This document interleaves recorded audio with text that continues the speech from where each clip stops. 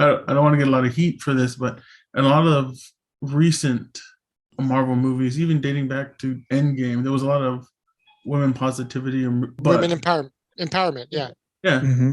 but a lot of the women that they showed empowerment were due to powers and stuff like that. But she's the only one that has absolute no super strength, no power. She was holding power in a different way.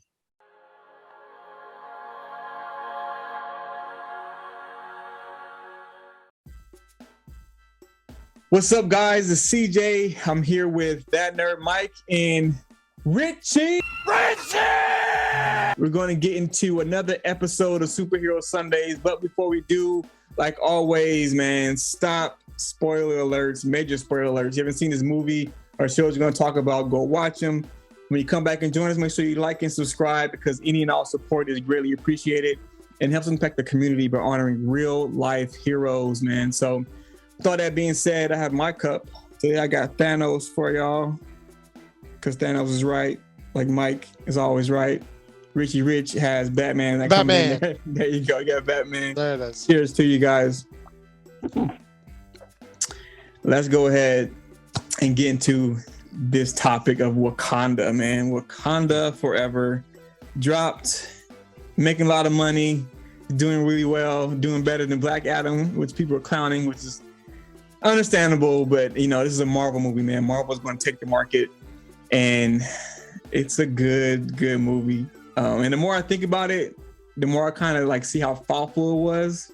I really enjoy the movie. Before I go to Mike though, because Mike's seen it twice, I want to go to Richie Rich, man. I want to get Rich's thoughts on it.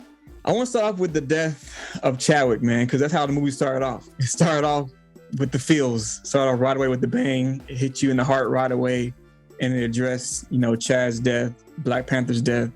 What do you think, Richard, man? How did they handle it? You think they handled it the right way? Yeah, no, they absolutely, like, especially the way it started off. It just didn't start knowing that he's gone. They started it in a way where everyone is scrambling around, trying to help him, trying to figure out. Shuri's trying to gather all the information, trying to reduplicate the flower. I forget what it's called, and her failed attempts. And when it looks like she's about to go ahead and just print whatever she has, Mama comes in, breaking the bad news, right? That now at that point he has now passed away. So at least it was a good point where his death starts the movie, right? And then their little homage and like their moment of silence during the introduction. Yeah. It was silent in the theater, like for us too, bro. It was like, yeah. Oh man. my God. Disney, you bastards, you almost got me. You almost got me to shed a tear, but you didn't. You didn't get me. The tears started coming. I was like, you get back in there. And it just went, is it sir? Yes, sir. And then it went back in. Are you crying? What's that? Are you crying? Am I crying? No, I'm not crying. You're crying. So no, man, it was very, very emotional, bro. It was extremely emotional. Now when it came to the funeral procession part, it was cool to see. Just personally felt it was a little too celebratory, where it looked, you know, like people dancing and doing the drums and just like too much smiles when the protector of their land just passed away, and there was no one else, knowing that there's no one else to replace him at the time because the flowers are gone. So kind of struck me a little weird. But there's a reason for that though. I don't know if it's just the Black culture, but also African culture too. It's we know that death is not the end. Even the Queen said that too. She's like, death, you of all people should know that death, if you being a Wakandan, knowing that death is not the end. And so they know that he's in a better place. He's still living on. He's in that, I even know what the name of it is, Mike. Know the name of it? That realm? The astral world, their after death. Yeah, I forgot what it's called. I forgot the exact name, but they know he's there. And so they're celebrating that he's not here, but he moved on, but he's still here with us. And so Even in the Black community too, that's how we celebrate when someone dies. We're sad, we cry, but we know that it's not the end. And so they kind of portray that in the movie that way too. That's part of the culture. But yeah, you're right. People are smiling, but you would think they will be, sobbing and hysterically just crying, but it's not. Death is not the end. Is the theme of that basically? I guess I've seen too many like royal wedding or royal like from England, like those royal funerals and stuff. How people are all sad about the Queen a couple months ago. So I guess that was the only point of reference that I have. And a lot of people were sad. So, but as far as like to answer your question furthermore, they did do it right. The only thing, and maybe I might get heat for this, but I feel like throughout the movie they kept referring it too much. Like it just, for me, it was just kind of like started to become an overkill. Like you don't need to remind me or the audience that Chadwick is gone or T'Challa is gone.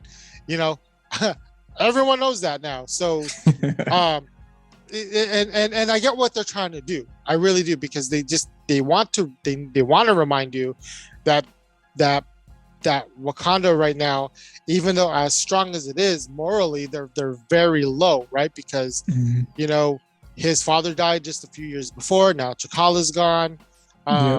They're getting attacked now. The United Nations thinks that they're weak, so they think that they can come in and strike and take vibranium. So I strong. Yeah, I get that. I totally get what they were trying to do. But for me personally, it was just a little overkill on the death part. But not to say that they didn't do it. I'm not saying they did it wrong. Just saying they just overdid it a little bit. Mike, what do you think, Mike, bro? You think it started off with a bang, man, right away they hit you? So what do you think? How they handle it?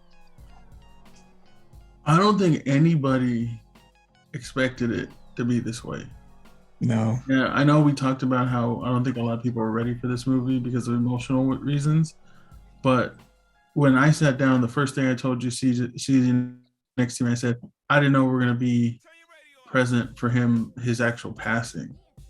Yeah. Like, it was such a great way to grab hold of the audience. Yeah. Because it was such a shock. Like you said, like it was completely silent. Yeah. It was really like silent. The first thing I said was like, I didn't know we were gonna be watching his death. Like this is like it's heavy. It was heavy, and coupled with what Richard said with the opening like Marvel intro, completely silent but wind was very great, because later on she touches on Angela Bassett, Ramonda touches on how she feels like him guiding her like a wind blowing. That's cool. So the fact that we got to listen to nothing but like wind as the intro started, and everything else completely silent and nothing but him was, like you said, it's like dead. And it's crazy to use that term dead, or that pun dead. The entire room was completely... Oh, I'm sure every theater in the world was like... I think that's the reason, or why a lot of people cried. Like Richard said, you almost cried, is because the initial shock that it grabbed you and put you in that situation, and then doing the remembrance of him during the intro was like leaving you there with nothing but a gut full of emotion. Yeah. Right. Yeah. So great job, Ryan Coogler. Amazing way to get people like completely reeled into the movie. Yeah. And I know that you said that a lot of African or Black culture about the whole passing thing. We just experienced Dia de los Muertos. I mean, this is the same thing. The concept, how it's not really an end, it's a beginning. Yeah. But the one thing that I did not like about it is that no currently standing Avengers were there. Good point. I didn't even notice that. I understand probably the concept from the actual like movie making part of it, they would have to get a bunch of people to fly in, do all this stuff. But to not even mention it, or like you would think Bucky, he was there for years, right? He was the White Wolf. We talked about this in the show that he was in and everything. It's like you would think he would be there. He's like part of their culture now because you would think he would be there. Yep. You think Captain the new Captain America would be there. Even what's his name? Agent Ross. That's his name. Yeah, Everett he Ross. got saved by Wakanda. He wasn't there either. But it's like that's the only thing. But I understand probably it's too much conflict with getting all these actors to come in all of a sudden randomly to be in the movie, because like we pointed out in one of our posts that the original script was already written and they had to rewrite it after his passing.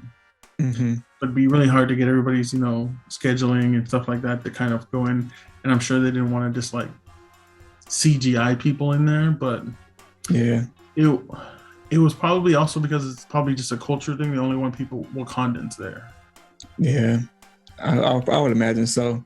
Yeah, but I mean, when you fight alongside these people that literally save the world with you, you would think that they would be there, for his passing. Yeah, that's a good point. I didn't think about that, man. That's a really good point. I wonder what the audience thinks about that too. Maybe they were there. They just didn't let them in. They're all at the door like, hey. That's the thing too. Wakanda is so like secluded and blocked off. So that could probably have something to do with the two, but I don't know. That's a good point though. But Angela Bassett, what can you say about her? She amazing. Took the movie and threw it on her back. Talk about emotional acting, just overall nothing but grace coming from her. And I think Richard pointed out the movie kind of seemed empty in a sense after her passing in the movie. Yeah, Richard did say that. Yeah, that could be a reason. Like I said, spoiler. after her passing, because in a lot of, I know probably brown communities, but also in the Hispanic community, the head of the family is usually a woman, like a grandmother or mother. And in this fact, I mean, she was technically a grandmother. That when the passing, there's something left, like a hole there, and that could have been very much intentional, but it's just felt that way. No, you're right. Yeah, usually, like in our family, it was like that when they call her Big Mama, or like I said, the grandma is someone that kind of is like the glue that kind of holds the family. Like everybody can come together because of that one person.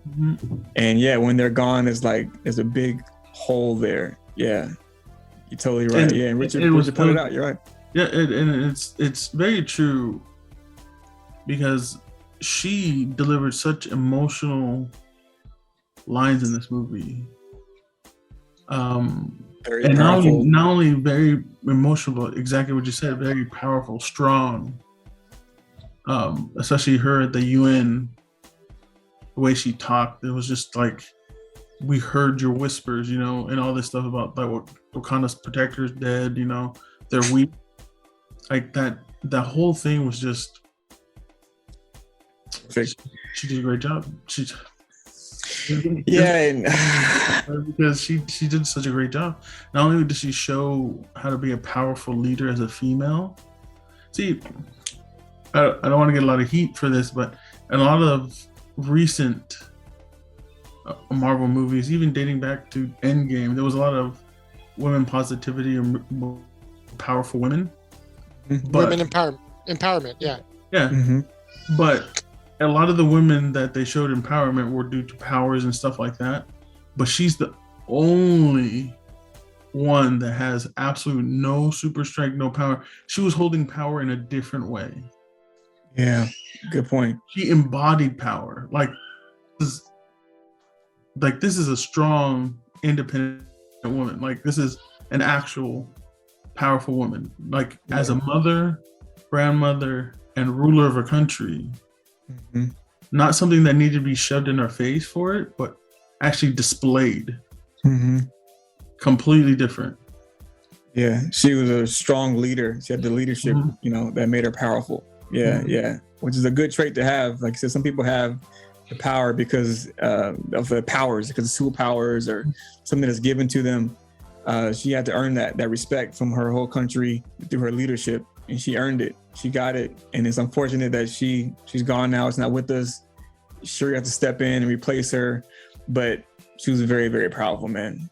Richard, man, what do you think about Namor? Is he the best new character of okay, I don't know how they were able to pull this off, but they race swapped this character, but I feel like it worked. It worked really well, man. And before, it's Namor. Namor. Namor. Richard, what do you think about Namor? Well, Namor is. I was gonna CJ spin this. More and then more. So no. He's the character was really good. Very it's hard to really call him a villain because it's just that it's him protecting his people under the water. And was he aggressive though? Yeah. He definitely was taking an aggressive approach, wanting to kill Riri because in his eyes, like that's she saw. Gotta get rid of her.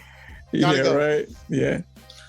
So but the idea of race swapping him, and really tying it into more of like the ancient like Mayan or Aztec, world. Mesoamerica. Yeah. Was it Mesoamerica? Mesoamerica. Yeah. Was really great, and it worked, and the way that these, how he described how he got the name Namor, child without love, his mom was killed and just all that stuff. Like it worked really good, and I totally bought into it. Yeah, totally. I was like, "Si se puede." Oh no, what was it? I was like, "How do you get when you do a little?" I was like, "What?" Remember when they did this with the greeting? Yeah, he's talking about in Street Fighter, Ryu. You remember Street Fighter? Yeah. Come on, yeah. Bro. I'm trying to think where you're tying this in. I was like, yeah, what? When they greet each other, it was like that little hand signal. And so remember that? Oh yeah, okay. Bro, yeah. I did not even think about that. So they did that. Bro. Oh, you can or how do you can? Yeah, man. No, I really love the name flipping, or how they flipped the name for Namor. I thought it was very creative and thoughtful. Mike Diaz, man, he was a beast, bro. Because I'm going to say he's the best new character for me, man. What do you think? Listen, I know originally I was like, this is a terrible idea. But my actual reasoning behind me saying it's a terrible idea, it still stands as a solid reason. Yes, I accepted it and I enjoyed it. But my reasoning was that if you race swap and inclusion for people of color, these kids are going to see this character and they're going to love this character, and they finally see themselves in the movie theater, and they're going to go home and be like, I want to read about Namor. Yeah. But then they go and look for it and there's nothing there. There's no other material. Yeah. So that's the reason why I didn't want it, because these little kids are going to want to be this character. Mm-hmm.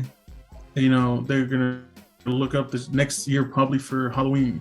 It's probably going to be one of the biggest Halloween costumes for little Hispanic kids, Latinos, indigenous people. But the fact that there's no actual source material that they can go back and read on for this character is kind of heartbreaking, but it also great in the way that he's probably going to return. Yeah. And people can look forward to it. Yes. Yeah. I did love the way that they flipped the name, the origin of the name, the child without love. El Niño Sin Amor, that sort of thing. And we talked about like who did this, and I think I sent you a clip, I think on TikTok from, I forget who she was. She's a executive at, I think, Marvel, and she's Latina. Yeah. So that's probably where they got it from. Yeah. I saw that clip. Yeah, and it's Namor. They did Namor great because not only did they change his origin, but they also kept him in his roots still. First mutant. So technically first mutant. Because he was born in like the late 1500s. And then the way he acts. Yeah. He's the leader, the king, the god of this, his people, and that's what he wants to protect. Nothing else. That's all he cares about. I know we had this kind of little argument back and forth about how people were comparing him with Killmonger. On the way they both want to burn the world type of thing. And I said the one thing that's different between them that you can't compare them is that Killmonger wanted to do it for himself, at a place out of hate, revenge.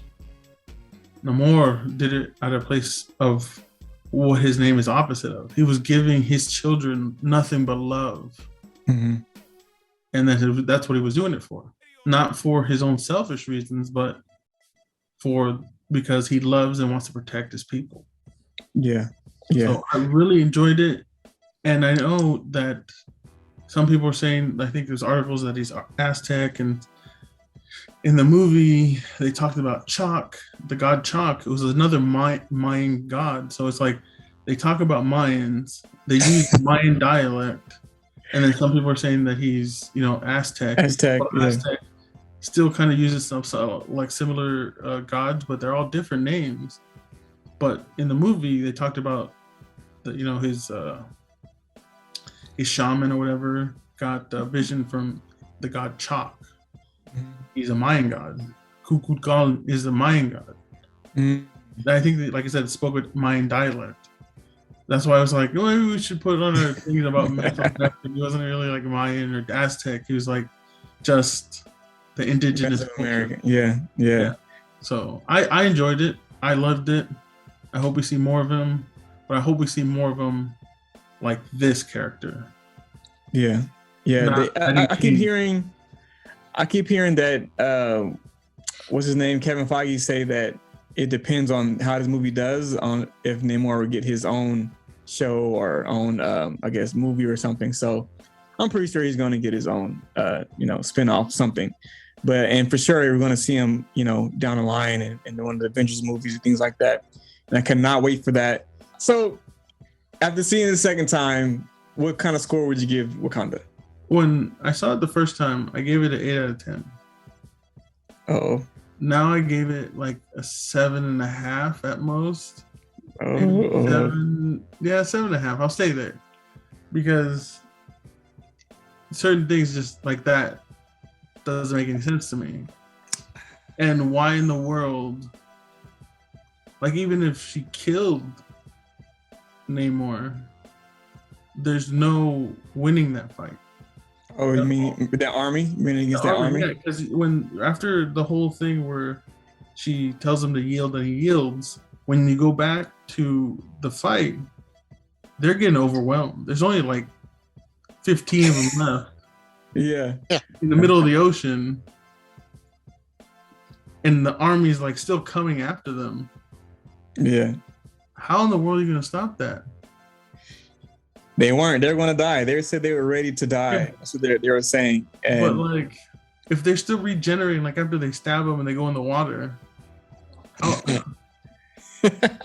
like, how does this all work?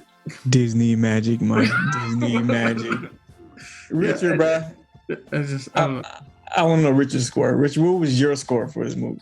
I give it an 8.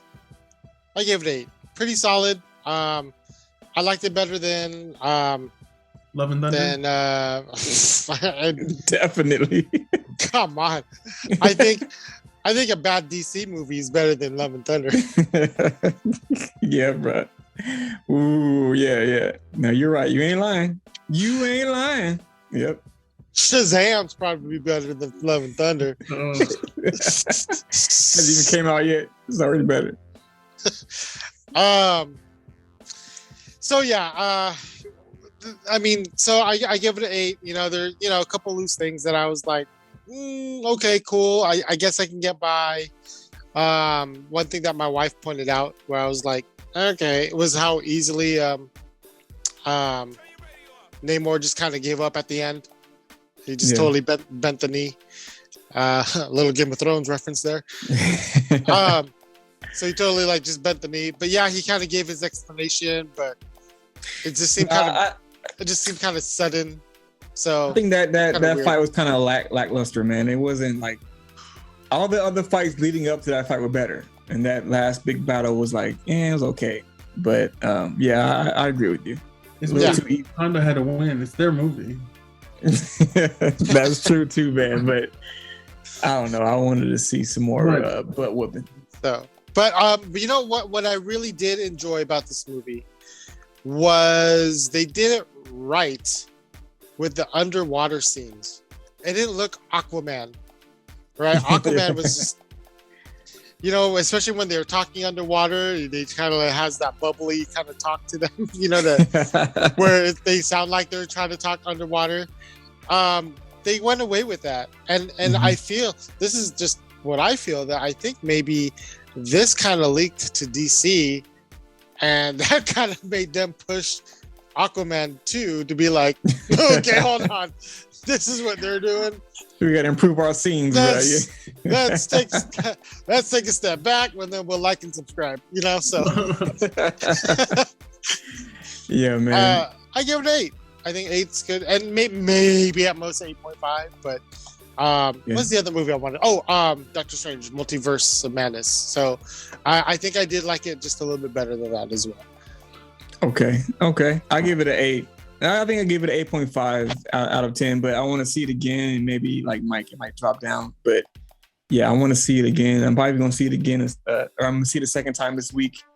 But we'll see. But for the show, we honor real life heroes, and on this episode, we're going to honor Christian. Christian is a nurse who started off in the medical field as an EKG tech. He began working at Cedars-Sinai in 2018 while going to school for nursing at Pierce College. He graduated in spring of 2021. He was studying for his RN exam in the summer of 2021 when unfortunately he was in a bad car accident that left him hospitalized for over a month. He had fractures in his face, ankle, shoulder, and a compression fracture in his spine. It was a long recovery that involved a lot of physical therapy and many home nurse visits. He required many surgeries and spent 2 weeks in the ICU. Throughout his recovery, he had a lot of time at home that he used to his advantage to study for his exam. It's something he struggled with, but in April of this year, he took his exam and managed to pass and receive his RN license. He applied for the new grad RN program at Cedars over the summer and was accepted and started this past October. Christian was inspired by his brother Brian and his uncle Dennis to go into the medical field. He says, and I quote, "My brother has been a nurse since 2014, and he gave me some guidance and expressed his love for nursing and helping others. He is always someone I looked up to. Around the same time, I started at Cedars, and right before I started nursing school, my uncle had passed away from esophageal cancer. During his battle, I spent a lot of time assisting and caring for him and taking him to his doctor's appointments. After his passing, it became a personal mission for me to accomplish my goal of graduating nursing school and becoming a nurse in his honor. Outside of work, Christian loves to travel and go to Dodger games." Christian, thank you, man. You are a true hero. Thank you for what you do. And congratulations, man. Well, that's going to conclude another episode of Superhero Sundays. Thanks for tuning in, guys. Tune in next week. We get some more crazy topics. Peace out.